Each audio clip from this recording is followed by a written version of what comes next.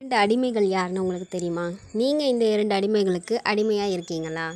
மனிதர்களுக்கு எப்போதுமே ஒரு ஆசை உண்டு. எல்லாருமே நம்மளை பாராட்டணும், புகழ வேண்டும், இன்சொல்லையே நம்மள்கிட்ட பேசணும் அப்படின்னு நினைப்பாங்க.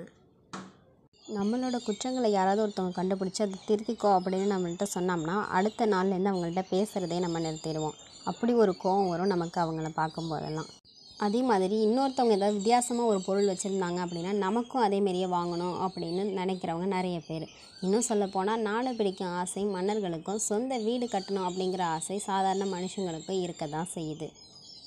ஆசைப்பட்டனால தான் இன்றைக்கி விஞ்ஞானம் வளர்ந்து கைபேசி வரைக்கும் நம்ம கைக்குள்ளேயே அடக்கமாக இருக்குது. உலகத்துக்கு தேவையான ஆக்கப்பூர்வமான வளர்ச்சிக்கு ஆசைப்படுறதுல தப்பு எதுவுமே இல்லை.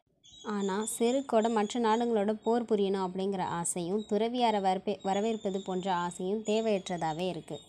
ஒரு முறை ஒரு அரசர் ஒரு துறவியை வரவேற்கிறாரு. தன்னோட செல்வ செருக்கு அவர்கிட்ட காட்டணும் அப்படிங்கிறதுக்காக அவரை வரவேற்கிறாரு. துறவியாரை உங்களுக்கு என்னெல்லாம் வேணுமோ அதை என்கிட்ட கேளுங்க, நான் உங்களுக்கு தரேன் அப்படின்னு ஆணவத்தோடு சொல்லியிருக்கான். அரசை என்னோட 2 அடிமைகளுக்கு நீங்கள் அடிமையாக இருக்கும்போது எப்படி என்னோட ஆசைகளை உங்களால் நிறைவேற்ற முடியும் அப்படின்னு அந்த துறவி கேட்டிருக்காங்க. உடனே அந்த அரசன், இந்த நாட்டையே ஆள்ற அரசன்னா நான் எப்படி 2 பேருக்கு அடிமையாக இருக்க முடியும் அப்படின்னு கோபத்தோடு அந்த துறவியை நோக்கி கேட்டிருக்காரு.